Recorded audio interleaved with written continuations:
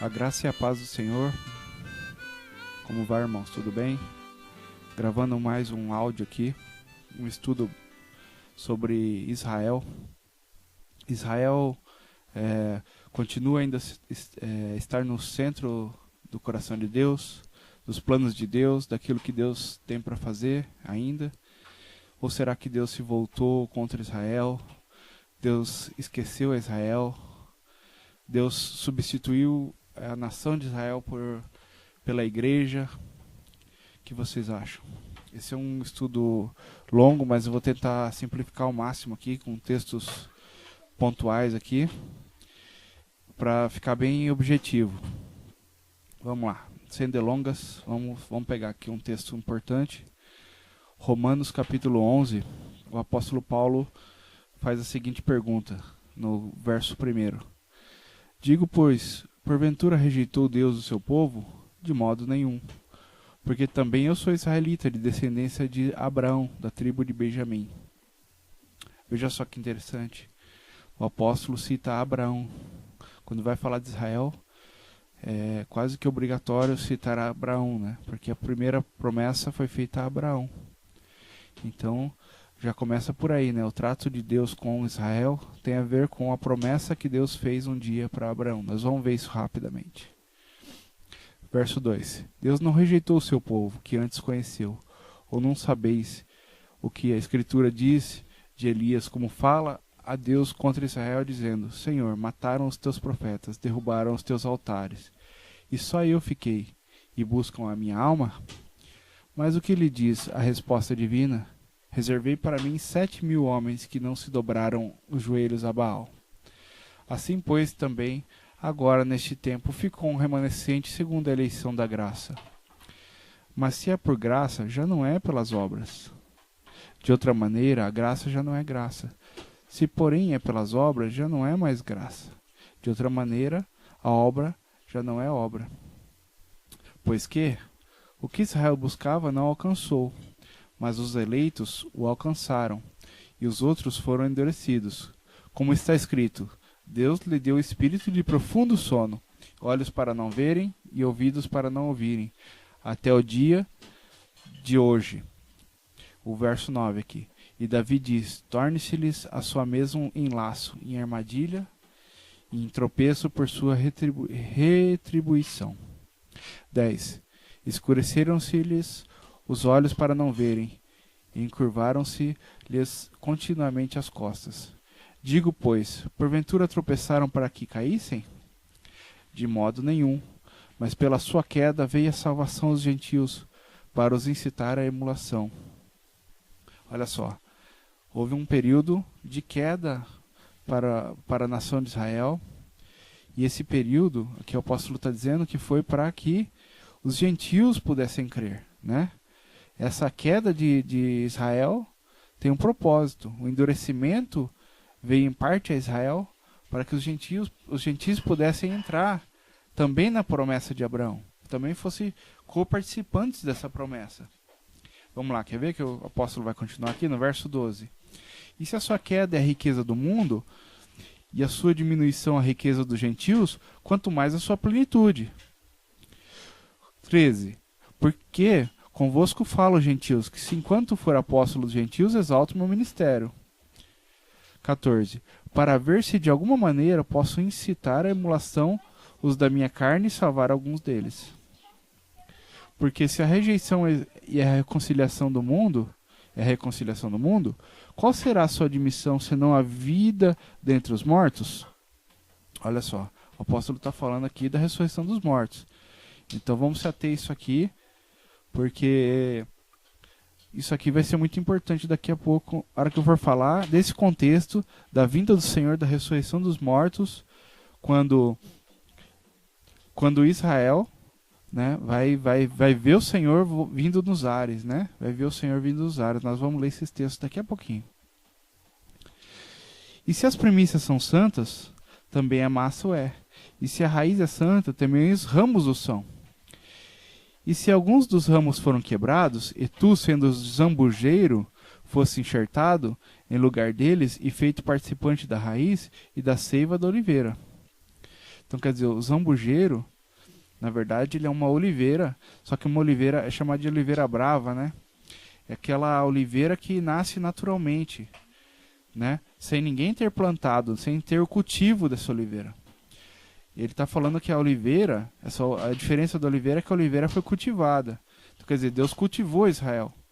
Os gentios, eles nasceram naturalmente, né?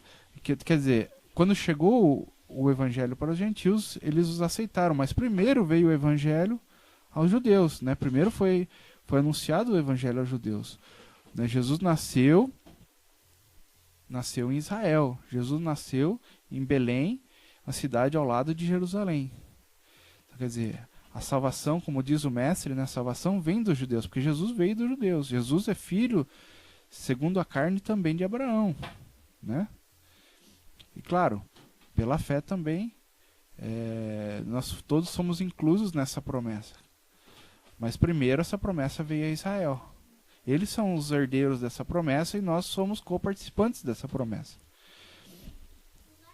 Ó 18, veja só que interessante. Não te glories contra os ramos, e se contra eles te gloriares, não és tu que sustentas a raiz, mas a raiz a ti. Dirás, pois, os ramos foram quebrados para que se fosse enxertado.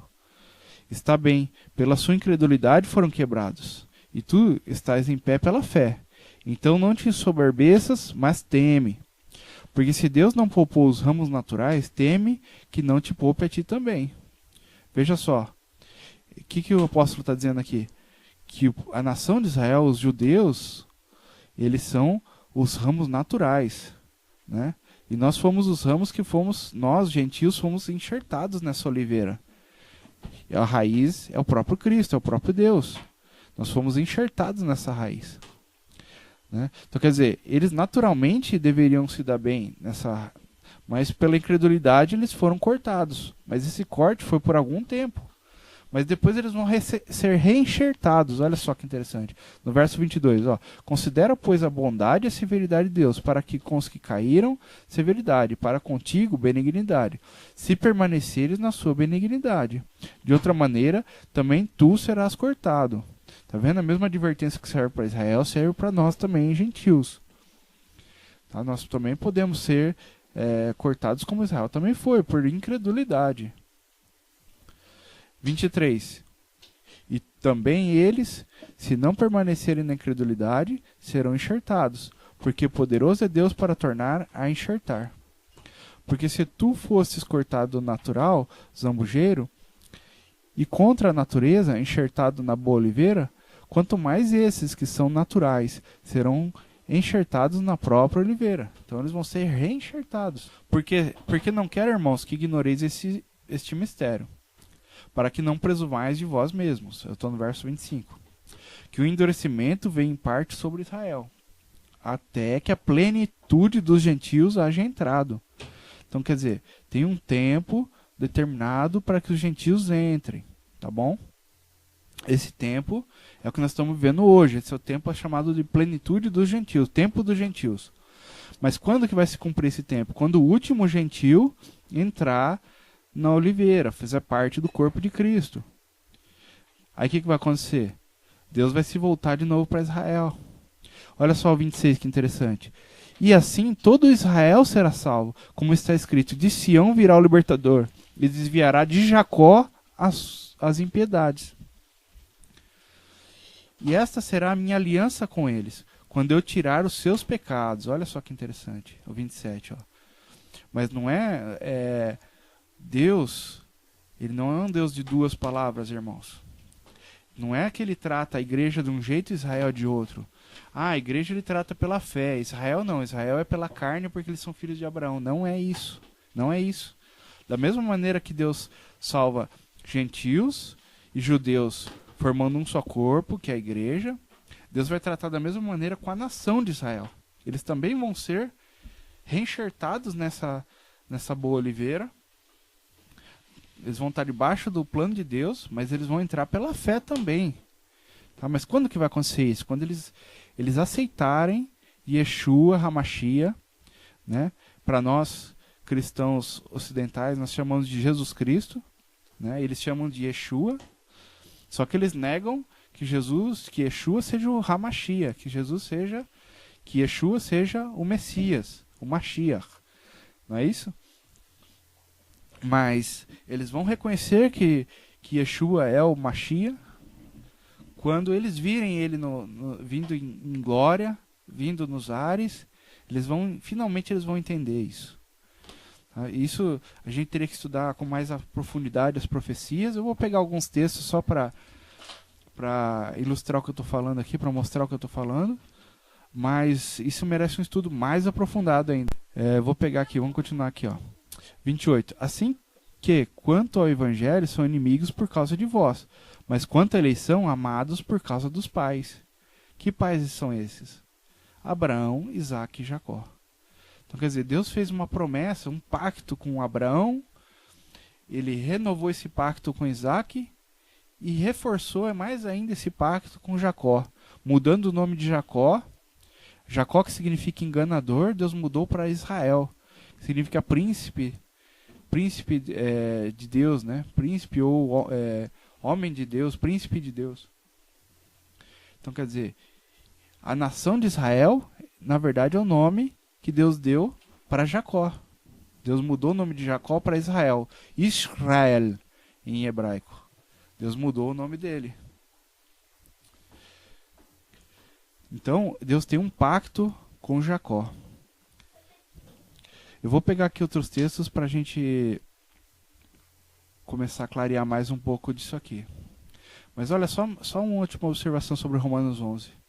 Veja só que interessante. Depois você lê aí na sua casa, com bastante calma, que depois o apóstolo Paulo, quando vai encerrar esse assunto, ele fica tão maravilhado desse trato de Deus com os gentios, e principalmente com a nação de Israel, a misericórdia de Deus, que ele fica tão vislumbrado que ele termina com uma adoração, com um salmo de adoração, um cântico de adoração, que ele pronuncia para Deus ali, a partir do verso 33. Ó a profundidade das riquezas, tanto da sabedoria como da ciência de Deus. Quão insondáveis são os seus juízos e quão inescrutáveis os seus caminhos. Porque quem compreendeu a mente do Senhor e quem foi seu conselheiro? E assim por diante, você lê lá na sua casa. Tá? Quer dizer, ele fica tão vislumbrado com esse trato de Deus com Israel que ele termina assim esse capítulo. Vamos pegar outros textos aqui para ficar mais claro ainda isso que nós estamos falando aqui. Vamos pegar aqui onde que aconteceu esse pacto de Deus com Abraão, só para ficar um pouquinho mais claro. Gênesis capítulo 17, verso 1. Sendo, pois, Abraão de idade de 99 anos, apareceu o Senhor a Abrão. Desculpa, eu falei Abraão, mas não é Abraão, é Abrão, tá? Deus ainda não tinha mudado o nome dele. Deus muda o nome dele a partir desse pacto, tá bom? E disse-lhe: Eu sou Deus Todo-Poderoso, anda em minha presença e sê perfeito. E porei a minha aliança entre mim e te multiplicarei grandissimamente. Então caiu Abraão sobre o seu rosto e falou Deus com ele, dizendo: Quanto a mim, eis a minha aliança contigo. Serás o pai de muitas nações. E não chamará mais o teu nome Abrão, mas Abraão será o teu nome, porque por pai de muitas nações te tenho posto. E te farei frutificar grandissimamente, e te farei nações, e reis sairão de ti. Estabelecerei a minha aliança entre mim e ti, e a tua descendência depois de ti em suas gerações, por aliança perpétua. Tá vendo aqui? Aliança perpétua. Para te ser por ti, será ti por Deus, e a tua descendência depois de ti. 8. E te darei a ti e a tua descendência depois de ti a terra de tuas peregrinações, e toda a terra de Canaã em perpétua possessão ser-lhes-ei o seu Deus.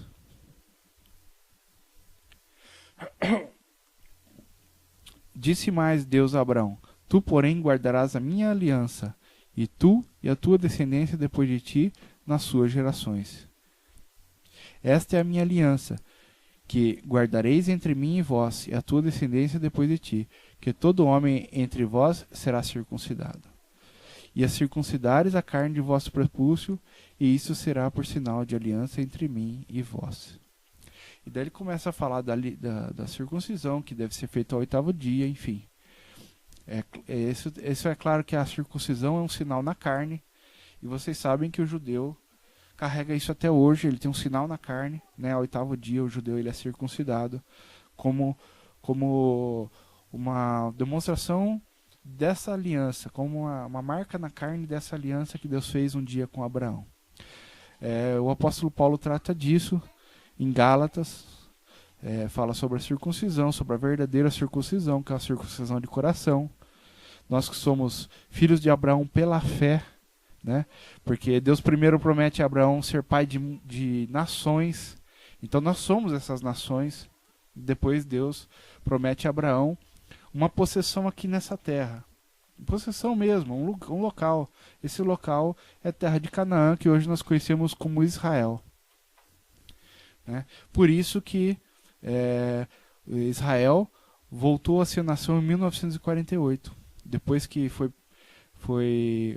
o povo judeu foi perseguido por Hitler durante vários anos, foi colocado em campos de concentração, e estima-se que em torno de 6 milhões de judeus morreram nos campos de concentração ali na Europa. E dessa maneira se cumpriu a profecia, em partes, né, a profecia de Ezequiel 37, o vale de ossos secos, tá bom? Eu não vou ler aqui a profecia para não ficar extenso, então eu recomendo que você olhe lá, Ezequiel 37, leia na íntegra. Você vai ver que no final da profecia o profeta fala assim: esta é a nação de Israel. Tá? Então quer dizer, não adianta você tirar essa profecia do contexto, você querer ilustrar com outras coisas, com coisas do nosso tempo, da igreja, mas não é necessariamente isso. Tá? O texto está tratando sobre o trato de Deus com Israel. Quer dizer, daquele vale de ossos secos, daquela montanha de ossos secos que aconteceu literalmente na Segunda Guerra Mundial. Se vocês olharem os vídeos da Segunda Guerra Mundial, vocês vão ver aquelas pilhas de corpos de judeus, que eram realmente só ossos, tá? Eles morreram de fome, morreram em câmaras de gás. Foi uma coisa terrível. E daquele povo, daquele remanescente que sobrou ali, que conseguiu sobreviver daquele horror todo, Deus pega aquele povo e coloca no lugar mais conturbado da terra, a região que era chamada de Palestina. Simplesmente a ONU tem uma ideia que parece a ideia da ONU, mas não é. A gente sabe que isso está dentro do plano de Deus, né? Abre um espaço naquele local, o local mais disputado da terra, né? E coloca aqueles judeus que tinham saído daquela situação terrível. No dia seguinte que eles pisaram lá naquela terra, houve já a Primeira Guerra ali. E eles, por um milagre de Deus, sobreviveram àquilo.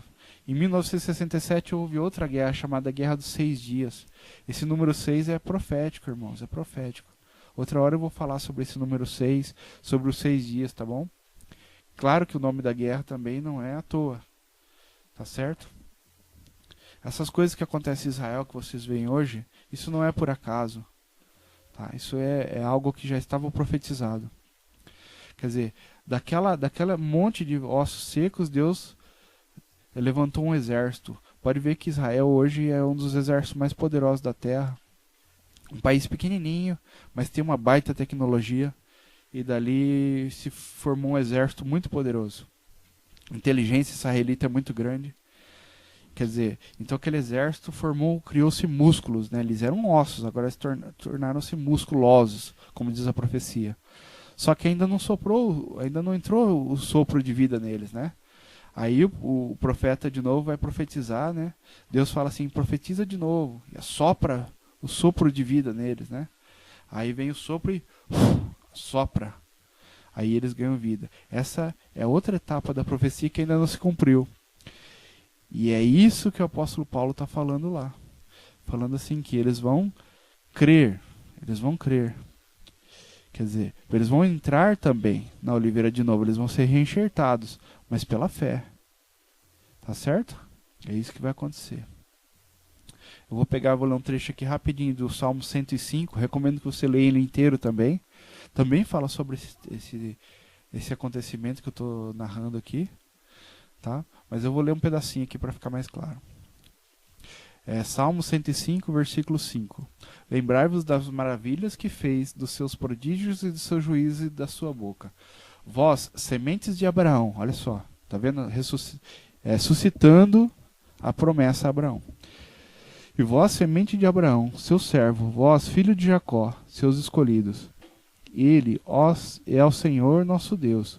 Os seus juízos estão em toda a terra. Lembrou-se da sua aliança para sempre. Lembra que a aliança é eterna que o apóstolo Paulo fala? Quer dizer, então Deus não tirou o trato dele com Israel, né? Lembrou-se da sua aliança para sempre. Da palavra que mandou-lhe a milhares de gerações. 9. A qual aliança fez com Abraão e o seu juramento a Isaque. 10.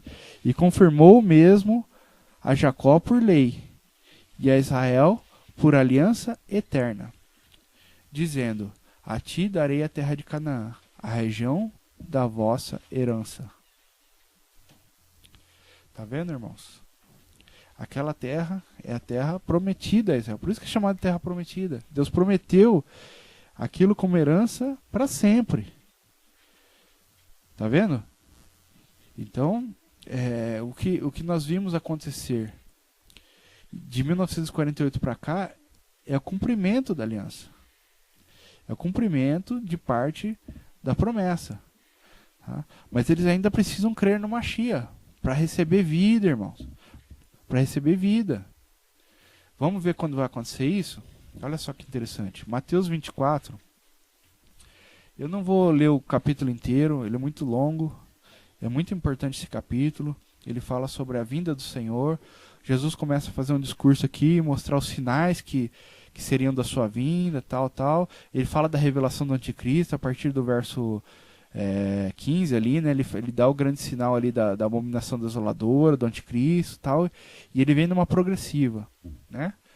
Até chegar no verso 29, onde é o final da grande tribulação, tá? Isso nós estamos falando do tempo da vinda do Senhor, onde tem uma grande tribulação, tá? A igreja vai estar na terra, tá bom?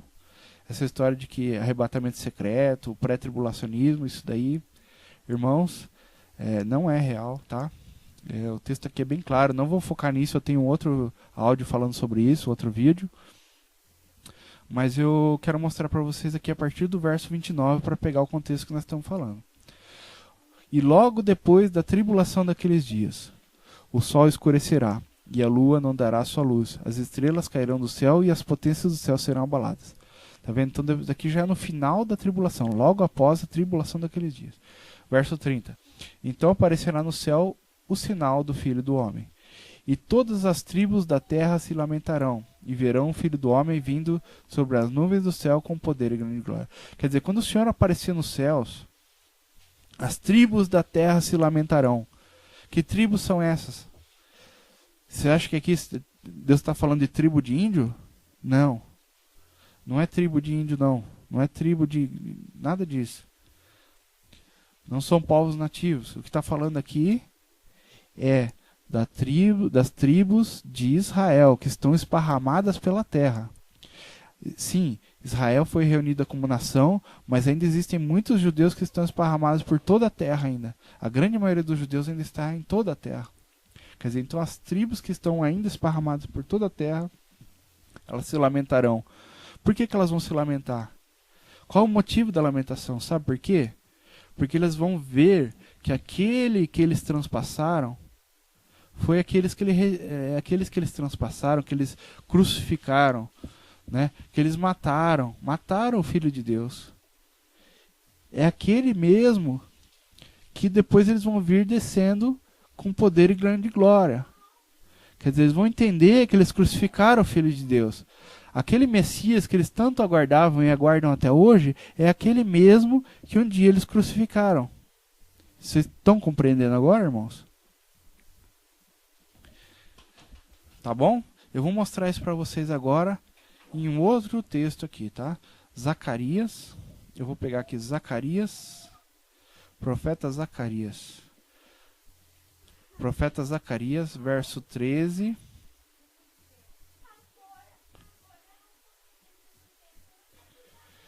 verso 13, capítulo 13, verso 6. E se alguém lhe disser: que feridas são estas nas tuas mãos? Dirá ele: são as feridas com que fui ferido na casa dos meus amigos. Olha só, irmãos. As feridas com que fui ferido na casa dos meus amigos. Olha que palavra importante. Quer dizer,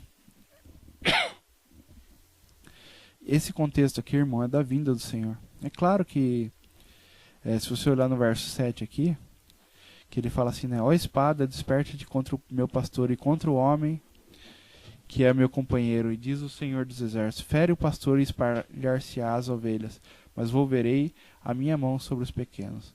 Isso aconteceu quando Jesus morreu. Quer dizer, Jesus tinha dito isso. Ele falou assim que ele ia morrer e que as ovelhas iriam se espalhar, né? Que elas iam ficar confusas com tudo aquilo, mas que depois ele reuniria de novo, né? Isso aconteceu. Mas isso ainda, irmãos, ainda é sombra do que vai acontecer no final também, sabe, irmãos? Porque Israel está toda espalhada pela terra, por toda a terra, por todo o planeta Terra. Quer dizer, porque o pastor foi ferido e eles não reconheceram o pastor. Mas o pastor vai reuni-los de novo. Eles vão ver o pastor, eles vão ver aquele que eles transpassaram e vão prantear como quem pranteia o unigênito. Vamos ver Zacarias 12:10, só para vocês terem uma ideia de que eu estou falando. 12:10. Vou pegar desde o 9 aqui, para vocês entenderem que é o contexto, que é o contexto da vinda do Senhor, o Armagedon. E acontecerá naquele dia que procurarei destruir todas as nações que vierem contra Jerusalém. Aqui ele está falando do Armagedon, tá? Quando as nações se voltam contra Israel. Olha o verso 10.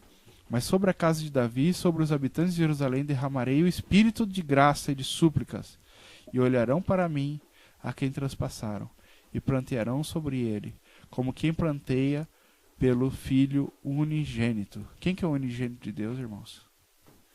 Quem que é? É o Filho de Deus, o Filho do homem. Não é assim? E chorarão amargamente por ele, como que se chora amargamente pelo primogênito. Olha só.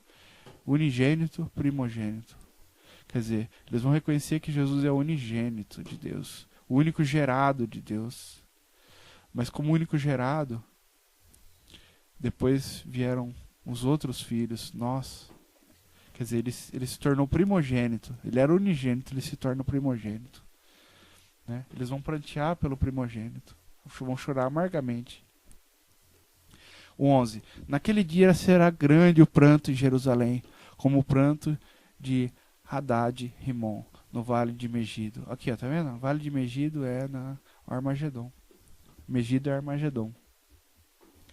E a terra pranteará, cada família à parte. A família da casa de Davi à parte, e suas mulheres à parte. A família da casa de Natã à parte, e suas mulheres à parte. Aí ele vai falar das tribos de Israel. As tribos de Israel, tá vendo que tribos são aquelas de Mateus 24, verso 30? Tá vendo? É esse o contexto. Nós não podemos tirar o texto do contexto. Tá? Então é isso que vai acontecer, irmãos. E como diz o apóstolo Paulo, e todo Israel será salvo. Todos aqueles que estiverem vivos, eles vão olhar para o Senhor, vão prantear. Eles vão falar: que marcas são essas nas tuas mãos? Jesus vai responder para ele assim: são as chagas que eu recebi na casa dos meus amigos. E aí eles vão prantear, como quem pranteia para o unigênito. Entenderam, irmão? Eles vão chorar por aqueles que eles transpassaram. Irmão, isso aqui é muito importante. Deus não tirou o trato dele com Israel. Deus não tirou. Tá? Vamos entender isso daí. É muito importante. Se você não entender isso, você não entende a maioria das profecias do Antigo Testamento, que são sim para a nação de Israel. Oséias é um livro que fala grandemente sobre isso. Tá? E todos os outros livros falam. Todos os outros profetas anunciam isso com grande clareza. Jeremias, tá? Todos os profetas. Então Deus não tirou o trato dele com Israel. Grande abraço, fica na paz, que esse estudo tenha sido de ajuda para você meditar nas Escrituras. Isso está no Novo Testamento, isso não é só coisa do Antigo Testamento. Isso é ensino apostólico. O apóstolo Paulo ensinou isso, e também o apóstolo Pedro, João e etc. Grande abraço, fiquem na paz do Senhor. Deus abençoe a todos. Quem primeiro